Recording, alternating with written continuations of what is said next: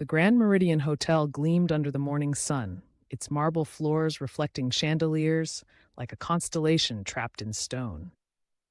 Denzel Warwick, the hotel's owner, moved through the fifth floor corridor with the precision of a metronome, his polished shoes clicking against the tiles. In his late 40s, with salt and pepper hair and a tailored navy suit, Denzel carried the weight of a man who'd built an empire from ambition alone. His tablet glowed with morning reports, occupancy rates, guest feedback, staff schedules, but his focus wavered as a sound drifted from the laundry room. It wasn't the usual clatter of machines or the hum of staff chatter. It was a voice, melodic, fluid, shifting between languages like a river changing course. Spanish flowed into French, then Mandarin, Arabic, German, and others he couldn't place. Each word was delivered with a calm confidence, as if the speaker were weaving a tapestry of sound. Denzel paused, his tablet forgotten, and edged closer to the slightly ajar door. Inside, Nia Carter, a cleaner in a simple blue uniform, stood surrounded by a cluster of international guests, their faces a mix of confusion and relief. A Japanese businessman gestured toward a map, a French couple nodded gratefully, and a Middle Eastern woman smiled as Nia's words guided them to the conference rooms. Her tone adjusted effortlessly with each language, her posture steady, her eyes bright with focus. She was a conductor, and the guests were her orchestra, each note landing perfectly. Denzel stood frozen, watching as she juggled languages like a performer tossing flaming torches. When the guests left, clutching maps and beaming with gratitude, he straightened his tie and stepped inside. Nia turned, startled, clutching a stack of fresh towels. Her dark hair was pulled into a neat bun, and her eyes, deep brown, sharp, and unguarded, met his.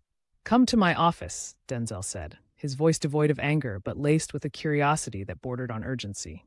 Nia blinked once, nodded, and followed, her steps quiet but sure. Denzel's office was a study in power, a massive glass desk, floor-to-ceiling windows overlooking the city's skyline, and walls adorned with awards and framed articles about the Grand Meridian's rise. Nia stood before him, her uniform slightly wrinkled from the morning's work, her hands clasped in front of her. Denzel sat, tapping his fingers on the desk, studying her like a chessboard he hadn't yet mastered. "How many languages do you speak?" he asked, his tone blunt. "9," Nia replied without hesitation, her voice steady. He raised an eyebrow. "And you're a cleaner?" She didn't flinch. "I needed a job. This one was available." The simplicity of her answer disarmed him. Most would have rushed to explain, to justify, but Nia stood calmly, her gaze unwavering. Silence stretched between them, heavy with possibility. Denzel leaned back in his leather chair, his mind racing. "You're wasting something," he said finally. "I don't know what it is yet, but this isn't where you belong." Nia's brows lifted slightly, the first crack in her composure. "What kind of position?" he smirked, leaning forward. "I don't know yet, but you're not going back to scrubbing toilets, that's for damn sure." As she left the office, Nia's mind churned. She'd spent years blending into the background, her talents hidden behind mops and brooms. But Denzel's words had cracked open a door she hadn't dared to touch. And Denzel, watching her go, felt the stirrings of a plan, one that could redefine not just her future, but the hotel's. The next morning, the VIP lounge buzzed with tension. 5 foreign guests, 2 from China, 1 from Brazil, 1 from Germany, and 1 from Saudi Arabia, stood at the reception desk, their voices rising in frustration. The reception team, overwhelmed by the language barrier, fumbled with translation apps that failed to bridge the gap. Denzel, observing from the mezzanine, caught Nia's eye as she passed through the lobby. He gave her a single nod. "Handle it." Nia approached the group, her steps measured, her expression calm. She greeted each guest in their native tongue, her words flowing like water over stones. In Mandarin, she clarified check-in procedures. In Portuguese, she reassured the Brazilian about his suite's view. In German, she apologized for the delay. In Arabic, she offered a complimentary coffee. Within 10 minutes, the guests were laughing, shaking her hand, one even pulling her into a grateful hug. The receptionist stared, awestruck. Denzel descended the spiral staircase, his slow clap echoing through the lounge. "You just saved us from 5 one-star reviews," he said, handing her a sleek keycard. "Your new title, Guest Liaison Manager." Nia blinked, her fingers brushing the card. "Is that even a thing?" He grinned, his eyes glinting with mischief. "It is now." The staff buzzed with whispers by noon. Nia, the cleaner who mopped floors yesterday, now strode through the lobby in a crisp blazer and heels, her new role official. Some cheered her rise. Others, like Miranda, the front office manager of 9 years, bristled with envy. "She's got something on the boss," Miranda muttered in the staff room. Another retorted, "Or maybe she's just that good." Nia heard the gossip but ignored it. She'd earned nothing easily in her life.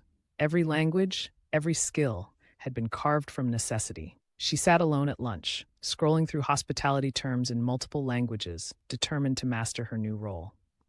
Denzel passed by, giving her a subtle nod of approval. The gesture sparked more rumors, but Nia's focus was singular, become indispensable. A peculiar guest checked in that afternoon, an older man with a stern face gripping a suitcase he refused to relinquish. He spoke a rare Eastern European dialect, dismissing the staff's attempts to assist. Nia stepped in, recognizing the language instantly, a tongue her grandmother had taught her. Their conversation was brief but respectful. He nodded, handed over his passport, and requested a sixth-floor room far from the elevator. Later, as he slipped a note into Nia's hand, his eyes softened. "I haven't heard my tongue spoken in 30 years, it read. "You have a rare gift. Use it wisely." The next morning, he was gone, leaving no record, only the echo of his voice and that cryptic message. Denzel, who'd watched from a distance, raised an eyebrow. "Even that language?" Nia shrugged. "My grandmother spoke it." He shook his head, half laughing. "You're a damn mystery." 3 days into her role, a crisis erupted in the lobby. A couple, one Italian, one Russian, clashed loudly, their words lost in translation, their tempers flaring. Security hovered, unsure how to intervene. Denzel called for Nia. She approached, her presence like a cooling breeze, and asked each to speak in their native language. She mediated with precision, translating not just words but emotions, diffusing their anger. Within minutes, they were laughing, shaking hands, and thanking her. The crowd applauded. Denzel pulled her aside. "That's not something I can teach. You have a gift." Nia's eyes sparkled, a flicker of self-recognition. She wasn't just a cleaner anymore. She was irreplaceable. Rumors grew wilder. Guests whispered she was a spy. A journalist asked if she was ex-intelligence. Denzel found it amusing until he dug into her HR file. A single page with a name and address, no education, no references. Confronting her, he asked, "Are you hiding something?" Nia met his gaze. "No one would believe my past. I've cleaned houses, translated for cash, tutored a diplomat's child in 5 languages. No certificates, so I stopped trying." Denzel sat back, stunned. "You trained a diplomat's child?" She nodded. "He's a banker in Asia now. His parents never paid me fully." That night, Denzel couldn't sleep, scribbling ideas. Nia wasn't just a talent. She was a revolution waiting to happen. During a routine check, Nia found a locked suite on the 12th floor, marked available but untouched. Inside, dust coated a pristine room, a faint sandalwood scent lingering. A photo showed a younger Denzel with a woman and child, a nameplate reading Myra's suite. Nia closed the door, respecting its sanctity. That evening, Denzel noticed her quietness. "You found the suite?" She nodded. "It felt private," he exhaled. "My daughter's room. She passed years ago. Thank you for keeping it intact." For the first time, Nia saw the man behind the owner, a grieving father, vulnerable and raw. Denzel's next idea was bold. A cultural experience floor with themed rooms. Moroccan riads, Japanese minimalism, French countryside charm, staffed by multilingual experts, led by Nia.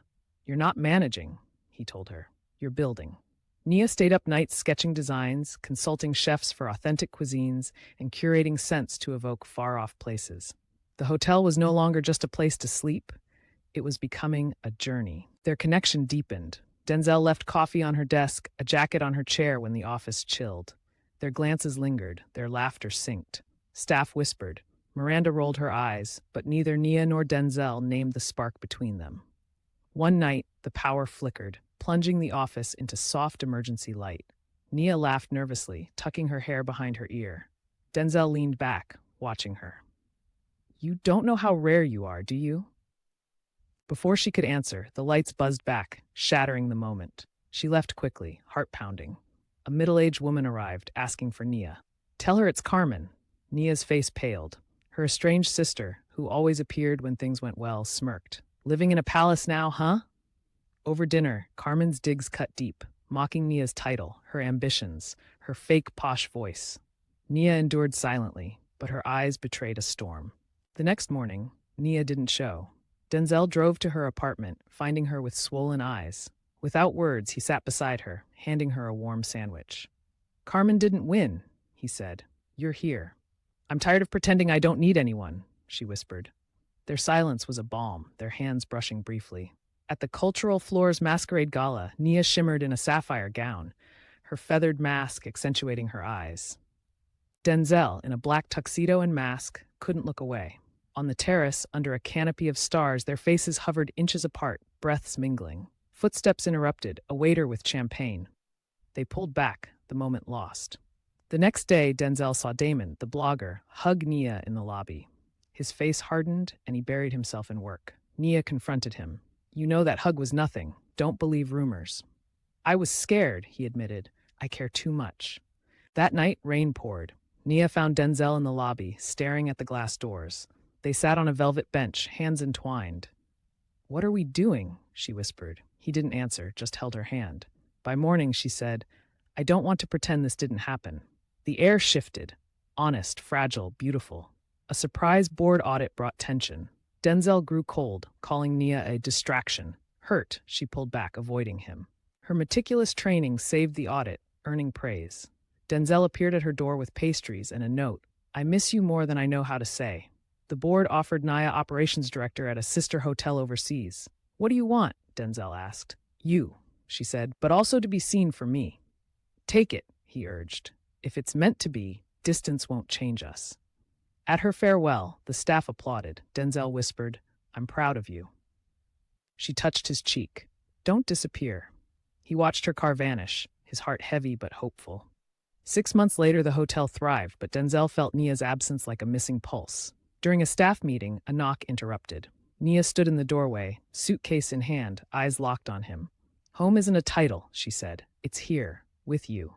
He pulled her into a hug, laughter breaking free. "I never stopped." The staff gasped, then cheered. The Grand Meridian wasn't just a hotel anymore. It was where two people stopped running and started living, their story woven into its walls, a tapestry of tongues and hearts. Generate a video based on the provided script with the following specifications. Set all characters as African, reflecting diverse African ethnicities and cultural backgrounds. Ensure their appearances, clothing, and mannerisms are authentic and respectful to African cultures, incorporating elements like traditional or modern African attire, e.g., dashikis, head wraps, or contemporary urban styles. The setting should feel like an African market or urban environment, with vibrant visuals like colorful markets, dusty streets, or modern African cityscapes. Maintain the script's tone and story, but adapt the visuals to reflect an African context, ensuring diversity in skin tones, hairstyles, and cultural details. Avoid stereotypes and focus on authentic, positive representation.